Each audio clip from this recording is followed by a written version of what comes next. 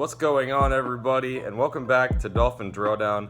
This episode's a little bit different because despite the situation we're all in and quarantine and stuff like that, I actually did have a pretty busy week. I have some homework due the night I'm recording this, and we were working on a video, which I would want you to go check out if you would like to. It is a coronavirus comedic survival apocalypse film, basically. It's just called COVID-19 Apocalypse. I'll put the link in the description, obviously. Go ahead and check that out if you can. Low-key, I don't see why you couldn't if we're all stuck inside. But seriously, check it out if you'd like to. I'd appreciate it. But without further ado, let's go ahead and just jump into our free agency signings. And I'll start with the bigger ones here. We'll go ahead. Let's just off the bat start with Byron Jones. So Byron Jones, we know, is he's been one of the best corners in the league for a while now. And, you can say what you want with, he has, only 2 picks last year or whatever. I think it's been pretty clear he's been one of the best corners in the league. You don't have to get a bunch of interceptions because, remember, interceptions can be anything. Another defender could swat it away. It could be a horrible pass by a quarterback. So it's not everything, the interception numbers. That's why film breakdown is so much more important than just looking at the stats. But yeah, Byron Jones, we just got a lockdown corner for us. And especially when you pair that with Xavier Howard, I mean, pick your poison if you're a team up against the Miami Dolphins. We have, I think, pretty easily one of the best secondaries now.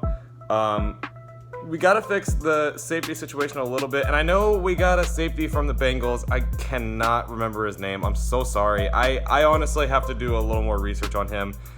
But yeah, anyway, but grading Byron Jones, that was obviously a really nice pickup. I don't think anyone's going to complain that we have 2 elite corners.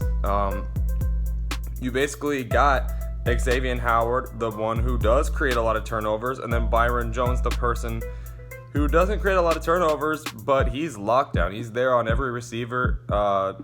He can shut you down. So we have very, very nice sets of corners. Obviously a very good pickup. We went really heavy on the defense. We got Kyle Van Noy, and this is the only one. Honestly, I'm not sure why we did it. I know that this sounds kind of dumb, but I was pretty content with our starting 3. I thought Raekwon McMillan, Jerome Baker, and Vince Beagle were a pretty good starting 3 linebacker trio. So when I heard we got Kyle Van Noy, I was like, okay. I'm not really sure why, honestly, but I'm hearing he's not really going to play much linebacker, actually. He's going to play more on the edge, which, I mean, we need some help on the edge, so that would help. And listen, Kyle Van Noy is an upgrade over all the linebackers we do have, so I'm not really complaining that we did get an upgrade at least, but I just wasn't really sure because I was like, I thought we already had a pretty good starting trio, but I'm not saying it's a bad move. It's more just a, okay, low-key don't get it, but I'm sure it's going to work out. Plus, he's known the Patriots scheme, and he's worked with Brian Flores before, so it'll be fine, and maybe we can get a nice trade with one of the other ones later down the stretch. I don't know. Who else? Emmanuel Ogbah from the Browns. We're getting more defensive help, especially for pass rush. He had a pretty nice season. I think that's a good pickup, and he's it's kind of the same type of pickup as Shaq Lawson we got from the Bills. I wouldn't say either are elite pass rushers, but I think as long as we can get just some type of help on the edge, that should really help our defense, and it could really save us from a lot of games, to be honest, because Charles Harris, unfortunately, has just not worked out the way we wanted him to, and I couldn't even tell you who our other edge rusher is, so we got some upgrades there. Not huge ones, but we did get some upgrades, and that was nice to see. I think that's pretty much it on defense that I can think of.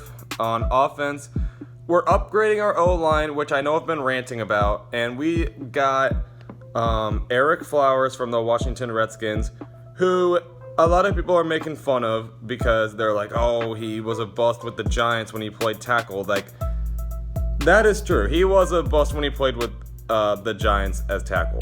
But the season he moved with the Redskins, they moved him to guard, and he actually had a pretty nice season. I think we did overpay a little bit, I'll be honest, because he only had one good season, and he's had a few other not so good seasons, so I don't think he should have gotten that much money just yet. I think he needs to prove himself a little bit more. Excuse me, by the way. I'm drinking a root beer, because that's like one of the best drinks in the world. I say one of because I'm 21 now. Okay, but seriously, like, but yeah, like, yeah, anyway, I think at the very least, it gives us a starter, it upgrades our O-line, and it's an overall nice pickup. So I'm happy that we're sitting there not looking at our O-line thinking, oh, we're fine. You know, we're trying to upgrade it. And now we got Ted Karras, something like that. I don't know how to pronounce his name, but I do know who he is, the center from the Patriots. And that's a nice pickup. Obviously, he's familiar with Brian Flores' scheme as well. So we have upgraded now at 2 positions on the O-line.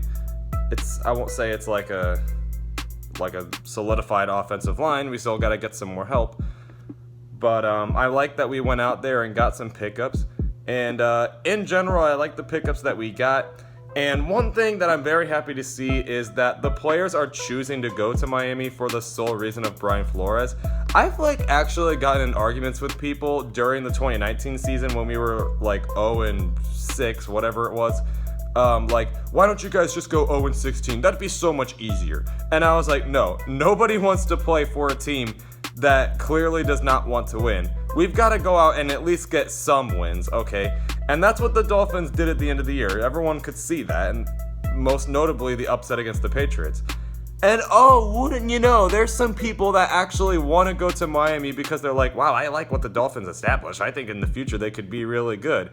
Yeah, you see the Bengals, I won't say they were trying to lose. I think at some point they were, but then late down the season when they were scared that they could seriously go 0-16, they're like, okay, yeah, get Andy Dalton back in. We gotta win. I think that team, nobody wants to go to the Bengals, you know, and their roster is really not even that bad, but still, you hear all the reports that Joe Burrow doesn't want to go there now, so yeah, how's that for the 0-16 truthers? Are you sure you want to go 0-16? Would all these pickups happen if we didn't? You can say what you want about, oh, it's just business, you know, if they get chosen to go there, that's just what happens, okay, all right. I'm sure that's how it is. So yeah. Anyway, I like the pickups and I like the culture we're establishing, and I'm liking that other people are seeing it. And the division is starting to open up a little bit. This is kind of for another video. I'm not doubting the Patriots just yet. I think that the reason they were as successful as they were is because of Bill Belichick. But obviously Tom Brady was a factor, so we'll see. Yeah, I'll save it for another video. I won't spoil my whole thoughts there. And I kind of already had a video on that, but I have another one that I'm thinking of. But yeah, anyway, that's pretty much what I got. Thanks for watching. Come back next Thursday for another episode. And stay safe during the coronavirus. I know we're going through a pretty crazy time. Just try to think positively about 2020. There's a lot of people kind of just throwing it away oh, this is a horrible year. You know, for me personally, it really has actually been a pretty good year. I'm getting a lot of things personally done that I want. The only bad things coming from this year are just the stuff that everyone else is going through, like the coronavirus. So just, if you could, just think positively about this year. I don't know, spend time with some family, catch up on some shows or games you've been meaning to catch up with, whatever. If we all just stay indoors, this will be done sooner than you think. And at the very least, let's all work together to try to get this done before the NFL season so we can see if the offseason moves actually worked. All right? Yeah, thanks for watching.